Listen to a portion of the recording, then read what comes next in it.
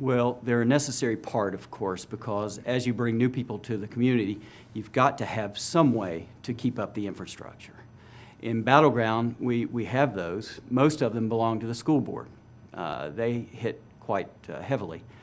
The thing that I'm interested in doing mostly is, right now we require builders and such to pay up front.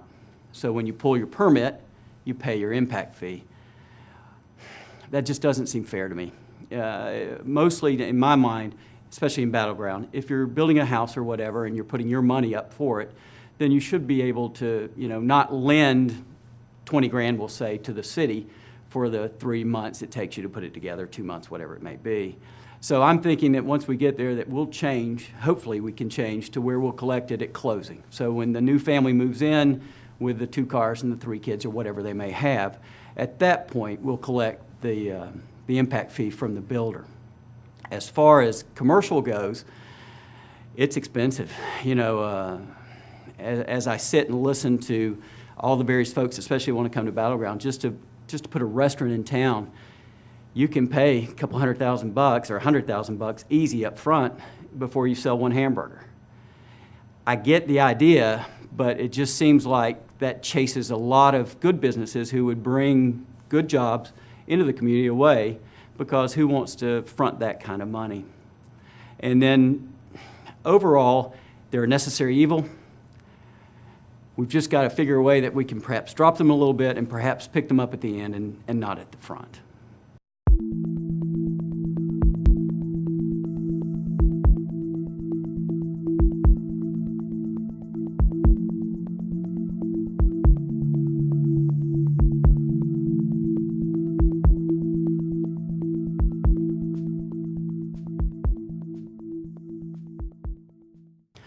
Again, another necessary evil.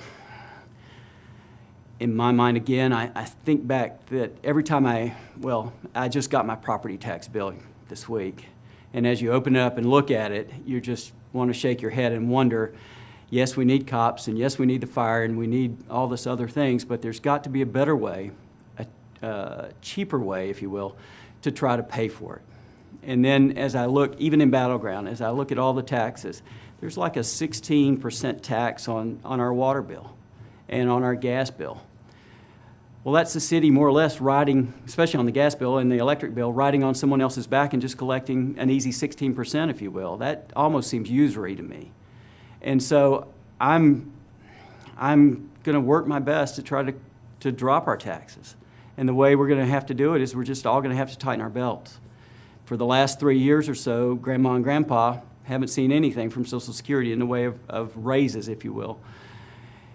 So I don't know why the city needs a raise, or for that matter, the county needs a raise. And it just seems easy to me, maybe it won't be, but I guess I'll see, that we can find ways that we can cut our expenses. And I know you can't really get there by just generally cutting expenses, but until you go in there and try. As it stands right now, it seems like the politicians and all the city management says, oh, we're to the bone. We cannot go anymore. Well, I don't think that's right. And as far as the entertainment tax goes that you mentioned, that too would come out of Battleground because of the theater and those things. And that just doesn't, how can I say it? If it's earned in Battleground, it should stay in Battleground. Kind of the play off the Vegas thing. And so I'm not for sharing any of the entertainment tax. We have our own issues in Battleground, especially for a baseball, that we won't, for the most part, other than being residents of the county, would see any benefit that far north anyway.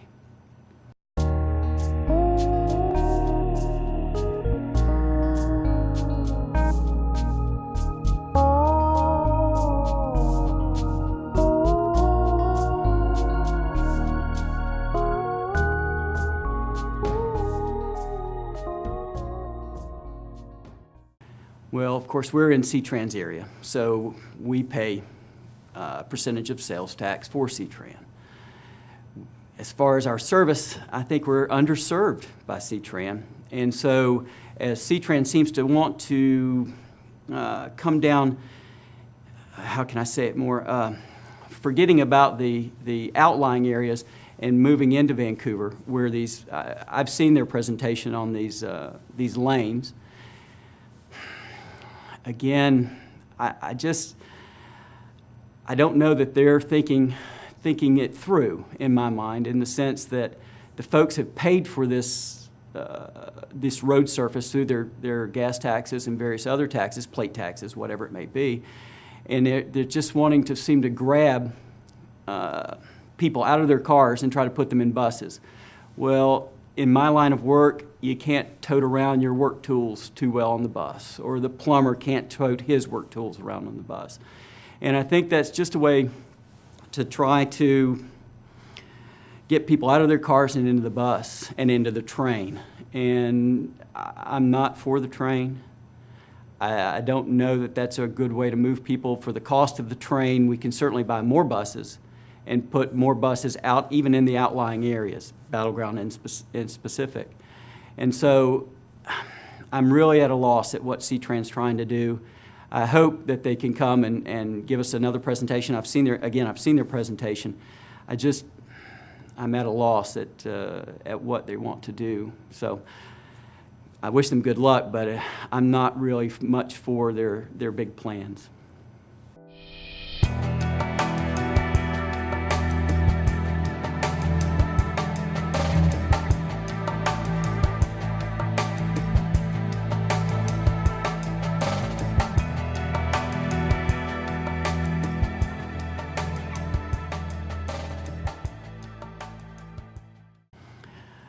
I've asked CTrain about those hybrid buses. They've told me, that in the long run, they hope that everything works out. I believe for the lack of a better term, they're green posing. I don't know how you ever make the difference in that cost at 1.5 cents a mile. I mean, you're going to have to drive these things till the wheels fall off, and then at that point, I just don't think it's there. And so I'm for more buses in the sense of just regular buses that you can buy reasonably, just to have green buses to have your logo going down the street just doesn't pencil out to me. I'm a very frugal person, and so everything that I do, my wife and I do, we work it out to see, in the long run, if it's going to pay. As far as CTrain getting a raise, they will tell you, and I've asked them again in person along with the management, that if they don't get this raise, they're going to have to just, for the lack of a better term, slash service. Well, that, I believe, is a bit of scare tactic, and really is not. That we're going to have to drop Sunday service, that Battleground will only get one bus every other hour or something to that effect rather than what we're getting currently. And again, just like everyone else, I believe they should tighten their belts. And they will tell you they're probably strangling their waist as we speak, but I don't believe that either. And so I'm going to vote against, and personally, I'm going to vote against that because, again, cities, counties, state, should learn to live in a smaller budget. And if we just keep throwing money at problems, pretty soon we've just thrown money away. And in my mind, tighten up, come back to us again once you tell us you're as tight as you can be, and at that point we'll look at it. But for now, I'm afraid I'm a no on their raise.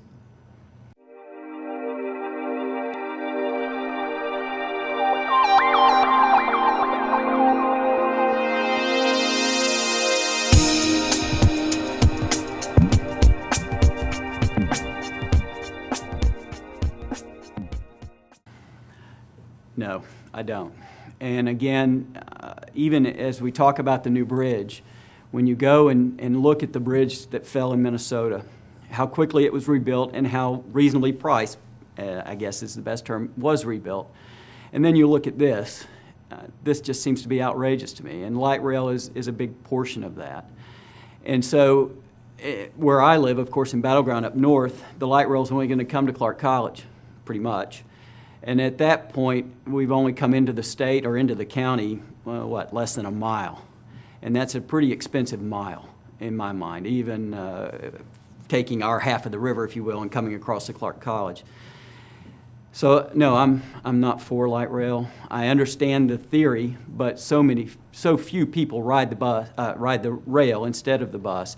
it just seems to me, again, that we can buy buses forever, if you will, in comparison to that. And as a vote of the people, we're a republic. You vote for your representative and you hope they do your best. And that's pretty much what I'm assuming that the City of Vancouver's done, and as far as CTran has done, since we have representatives on CTran. So a vote of the people, if you want to run that, okay, fine. But that's why we voted for, you vote for the 7 people in Battleground or the 7 people in Vancouver to express your will.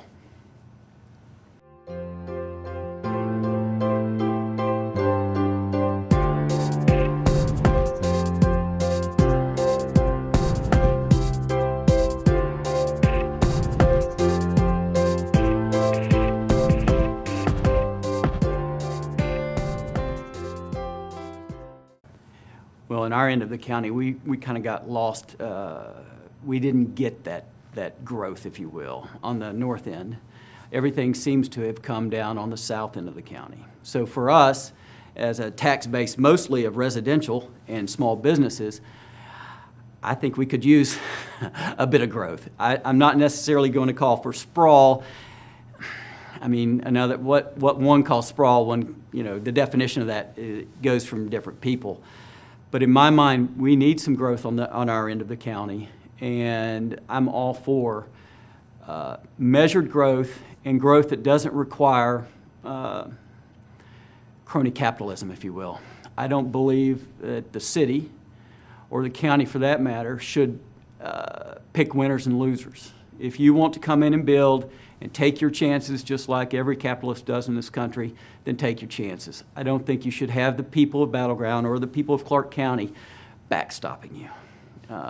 If you want to come and do your best and it fits into what you think Battleground should look like or what we think Battleground should look like, then by all means, come right on. You're more than welcome. But don't come hat in hand, because I'm not willing to come up off of the people's money to help you achieve your dream. As far as building a new bridge, I've always thought the new bridge should actually be on our end of the county. It should come from Ridgefield over to St. Helens. And even if it's just for truck traffic, that would alleviate quite a bit, and have them come down US 30 into Portland and into Oregon rather than coming down 5. I haven't really given much thought about 192nd from Camas over to Gresham or Camas to Wood Village, wherever it may be. I've thought that the best, especially for me, if I can be a bit greedy, I guess, would be from Ridgefield into St. Helens. And I go over there quite often, and having to go to Longview and come down, or having to go into Portland and try to mess around with that and come up is incredibly difficult. So in my mind, and again, you can take it for what it's worth, I'm sure we're not going to do it, but would be to build a bridge from Ridgefield to St. Helens.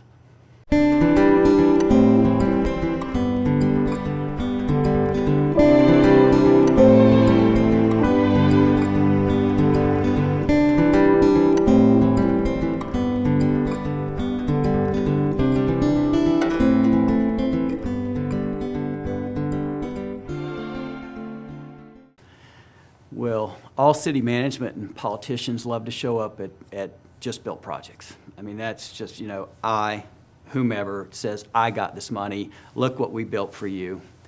No one ever seems to show up when there's a pothole to be filled, or the bridge just stinks and needs to be replaced, unless they can grab the money, and then once it's built, they show up at that point for the ribbon cutting. I think we can live within what we live in. The city of Battleground, for instance, has a $30 million budget for 18,000 people. That seems reasonable to me. I understand that there are folks in Olympia and in DC and even in Vancouver who sit at their desk every day and think of new things that they would like to see happen.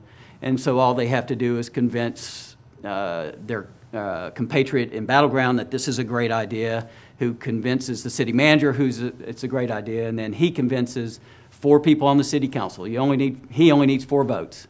So he really has probably the best job in the county or in the city for sure. You only have to make 4 people happy. And so once he decides it, then we all pay for it. Well, it just seems to me there's a better way. And the better way is that as the elected representatives of the people, we probably should look at some of these things that the city manager and those under him are doing that are putting burdens on the folks who are out there just every day trying to earn a living, keep their kids in school, and in clothes. It just seems incredibly easy for me to say, you know, living within your means, but they should. I do, my neighbors do, and I believe the city, the county, the state, the country for that matter, should live in their means. So if new things come along, we're either going to have to find money somewhere within a budget, or we're going to have to say, wow, that'd be nice. Maybe in a year, I want a new car. My wife says maybe in 2 years. So at that point, just like my wife, we'll just have to say to them and everyone like them, maybe in 2 years. We'll hope for the best. For now, let's try to maintain what we have, keep it up, and if something new comes along, if it sounds really good, then we'll just have to figure out if we can pay for it now or if we'll just have to wait in the future. So I'm a very frugal person, and I believe that living within your means, living under your means is actually better than, of course, going out and indebting your future.